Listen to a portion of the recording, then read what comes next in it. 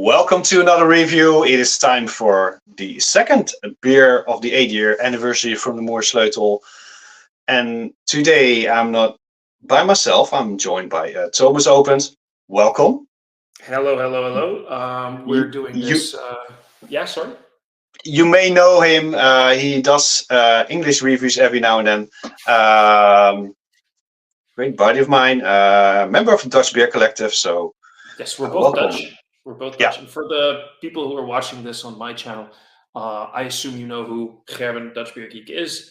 I mean, I don't think we need to talk about that, but if we should, we can just say that he is basically one of the OG beer people, I think, on Instagram and YouTube when it comes to that. I mean, you were there at the beginning when it all became big. And so you're very active on Instagram. You are super active on Instagram. Like you could teach me a lesson or two about that.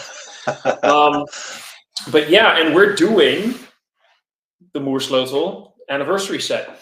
And since we both do it's kind of I don't know when we started doing this, but it's kind of a tradition every year. I think we started with the third or the fourth. Yeah. So something like that. Like I've been doing this for like 5 years now, and I think I've been doing it since the beginning. We're doing one thing different though. We're doing one thing. We decided to be smart. SMART. We used to do it just all in 1 week, which was fun when it was 3 or 4 beers. When it got to 5, it was like, okay. During 6 and 7, we were basically thinking like, what the hell are we doing? And with 8, we realized we're not going to do like 8 reviews in a row. No. It's not fun for the viewers either, like 8 reviews of one brewery. But so we're doing it every Monday for 8 weeks. So what do you want to tell us about Venus? Venus is the second beer. It's a New England double IPA, 7.5%. And this is what the can looks like. I'm really loving the artwork on this series. Really beautiful. I'm trying to get my damn camera to focus. Why is it not? Yeah, the can art is so. Just I'm going to be brutally honest.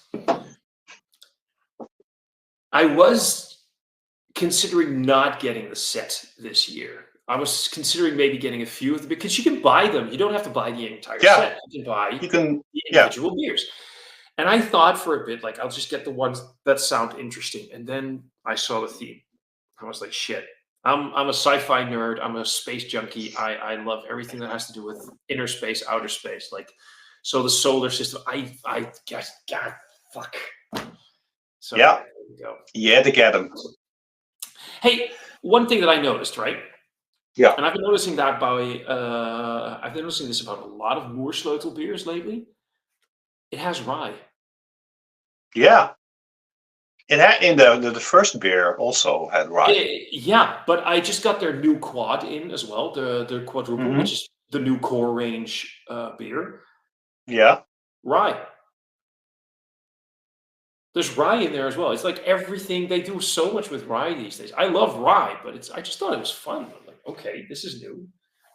I don't know if they had a reason to use rye in a lot of beers, but they bought too much. Yeah. You think? So it's like somebody mislabeled a little dot instead of ordering 1,000 kilos. Somebody accidentally ordered 10,000. I don't know. Yeah. I'm just so anyway. Could be. You want to read the ingredients or? Yeah. There's not much story time on the back of the can. Only the ingredients. So we'll start with that. The ingredients are water, barley malt, spelt, rye, oats, and wheat, rice, and hops. Rice. I haven't rice yet. I didn't expect that one. That's interesting. Okay. The hops are Nelson Sauvin Cryo, Mosaic Cryo, and Nelson Sauvin. Okay. So within the small, little variations you get between cryo and non-cryo, basically it's a 2-hop IPA. Yeah. I'm curious. Yeah. I also find it interesting that it's, oh, well, not only, but it is only 7.5% ABV, Yeah. which I For think a double IPA is, on the lowish side. yeah. I mean, not by any means particularly low, but low-ish, you know. Yeah. But I'm okay with that. Yeah. You want to crack it open? Yeah. Let's open it up. Let's open up this bad boy. Let's see what we've got. I really enjoyed the first beer of the set, so I'm curious what this has. Yeah, that basically just pours exactly what you expect. I'm going to do the obnoxious thing and make a quick little shot for social media because I have my phone here. I have a very nice little webcam, so I'm just going to do the obnoxious little thing and get a little. There we go. Color is really nice. Light yellow. Yeah. Is it hazy? I wanted to ask you about the color. Is it me or these Nelson's? It doesn't really pick up. It looks a bit grayish, dull on camera. I'm going to admit that. But Yeah. in proper light, it really is quite vibrant and yellow. And I sometimes get the feeling, and I know hops literally have nothing to do with the color of the beer, right? But sometimes I get the idea that these Nelson Sauvin hopped IPAs tend to be very vibrant and bright in their color. Maybe this just me. Yeah. I think most of the beers with the Nelson Sauvin are pretty light in the color, yeah. I have no idea if that has anything to do with the hops. I'm going to admit that that's something I'm not very knowledgeable about, but it just struck me. So yeah. Okay. But it looks like a hazy IPA. Yeah, looks the part. Nice white colored hair. Let's go to the nose. See what she does. There we go. Yeah. Oh, that's nice.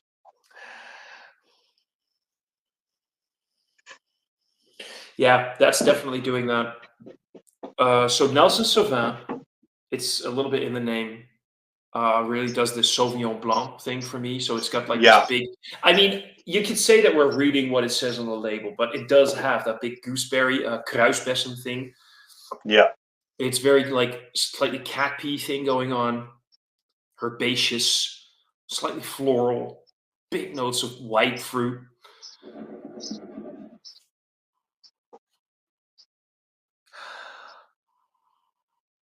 Yeah, definitely that cat pea thing. And that cat pea thing, is that thing from the Mosaic, or? No, I get it in a lot of Nelson Sauvin. Well, the Mosaic does it a bit as well, but I tend to get that cat pea thingy. So some hops, Simcoe does it a lot, Mosaic does it as well a little bit, have this cat pea dank thing. Okay. Now, this cat pea, or sometimes in the Netherlands we have something called a buxusbol, is a note that you really get in Sauvignon Blanc, which is a grape wine. Yeah. And I tend to get that from Nelson Sauvin a lot as well. So that really sort of like vinous white wine note. But depending on the grape, depending on which grape, I mean, Chardonnay will not do that for me. A Pinot Grigio will not do that for me. But like the Sauvignon Blanc really gets that. And yeah. Are you getting a sort of like an unripe stone fruit peach?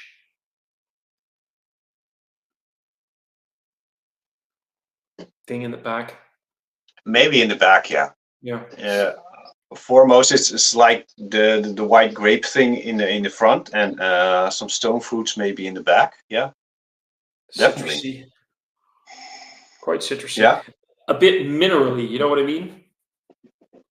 Yeah. Not. I always find that word difficult to explain, but it's a bit minerally. Minerally. Yeah. That's the only word I can think of. Smells really nice. Doesn't smell like 7.5% ABV. No, not at all. No. It really smells almost like pale ale territory in terms of impactfulness. I'm not saying that's a bad thing, but it could be a bit more potent, a bit more in your face for 7.5% ABV.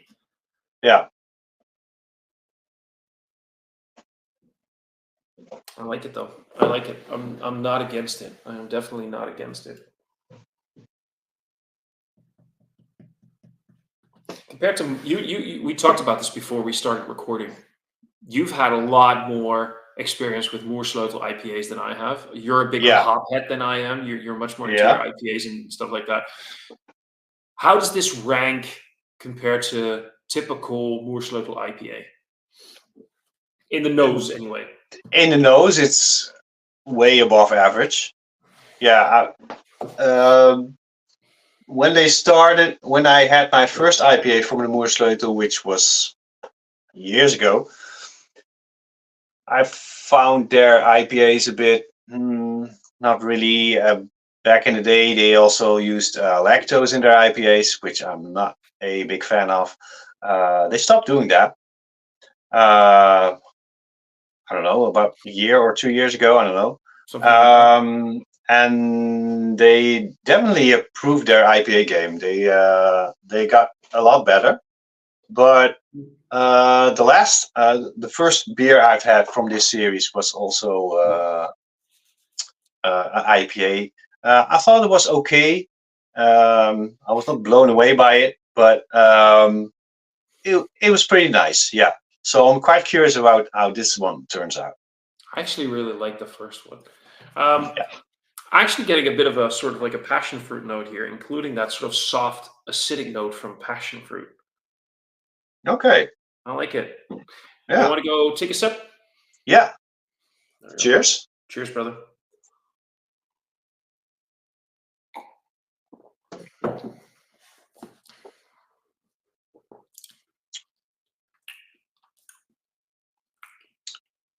Mm.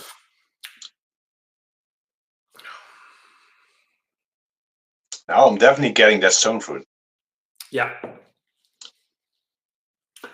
We were talking about something about the first beer in this set that you felt it was a little bit too sweet, which I didn't really get. This one is quite sweet to me. This is one hell of a sweet IPA. Yeah. I have no idea where that's coming from. It can't be lactose because they don't use that anymore. I'm trying to find out. There's nothing like extra sugars added according to the ingredients list, but she be sweet. Yeah. I had that one, the first beer. I thought that was sweet, not really too much, but you can really taste the sweetness in there. This is a bit more, I think. I'm not sure what to think of this, according to the sweetness. I like the fact that the sweetness is balanced a little bit with, it's not actually acidic. It's not like a sour IPA. It's not acidic. No. But that slightly acidic sourness from passion fruit, which is all, of course, in your head, but it does help sort of balance things out a little bit. But this is, for me personally, way, way, way too sweet. Yeah. Which kind of sucks because I really like the nose. Yeah.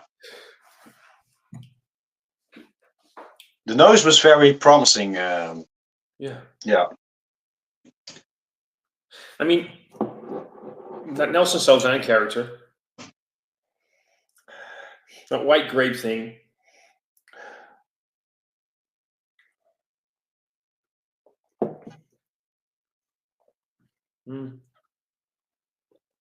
that slight cat pea note,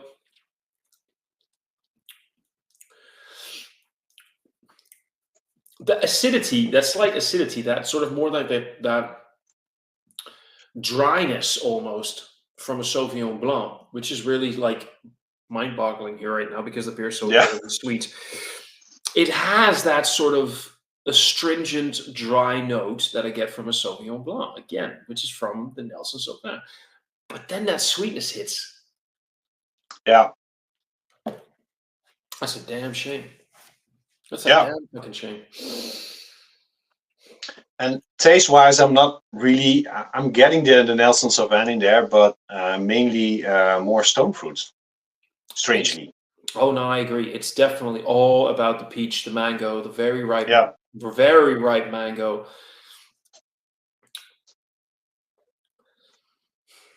It's by no means a bad IPA.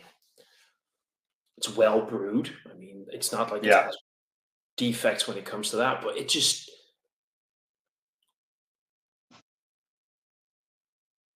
I don't know. Personally, I would buy the first one again. Yeah. Not this one. No, this is. I think this one is way too sweet for me. And I'm kind of a sweet tooth, but in my IPAs, I'm not really a fan of it. So, you know what I'm worried about right now? The triple IPA. Exactly. No, literally, that's what I was thinking. Because if this is the fourth beer in the set, is a triple IPA. If this one is already so sweet,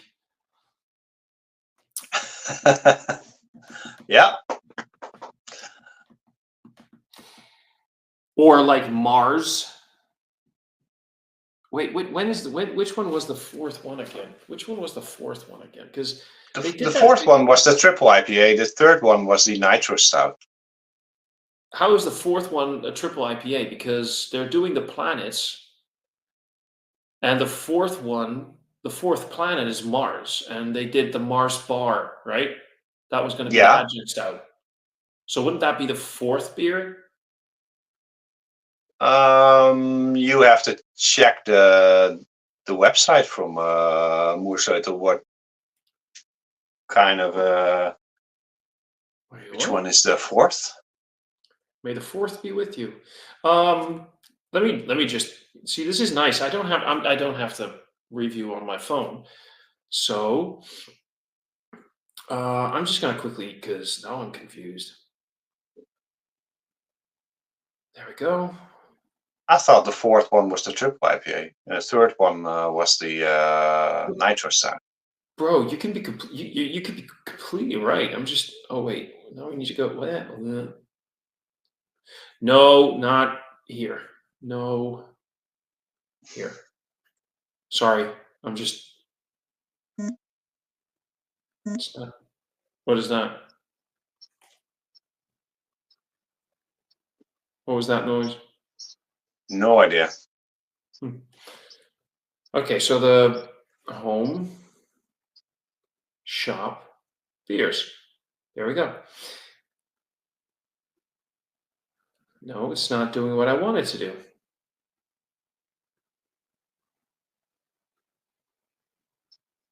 There we are. Saturn, Uranus. Jupiter is the double mashed triple IPA. Yeah. And Jupiter is the fifth planet. Oh, the fifth.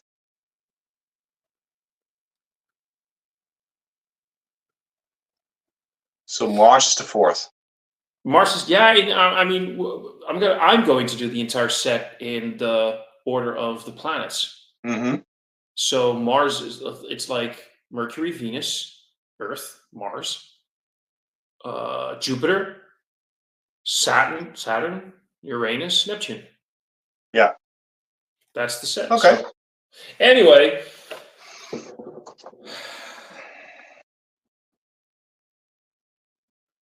It's got like some unripe melon in there. Yeah.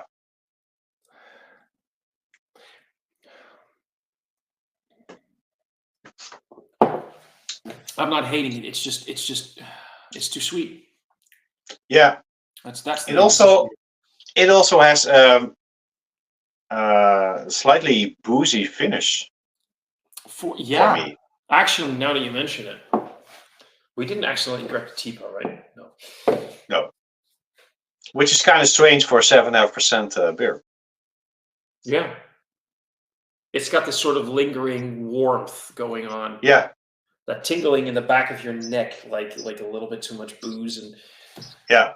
I didn't expect that from a 7.5%. Maybe it's that extra sweetness. Maybe they did add some extra sugars in there, and they're fermenting, and we're getting a little bit more alcohol than 7.5. I don't know, but I'm also really curious what like I told you when I told the ingredients, there was rice in there. What does it bring to the table in this beer? I think usually it's mostly sort of like a crisp, clean thing that it should give you, and as a stabilizer, it's easy to brew with. I think that's if I remember correctly. I'm not a brewer, but that's sort of what I remember. But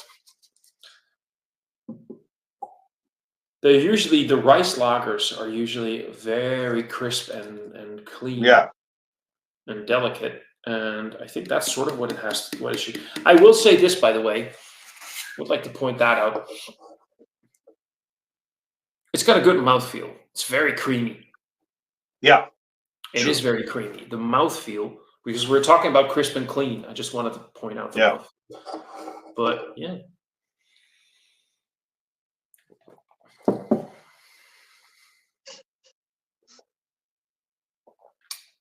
It's too sweet. What?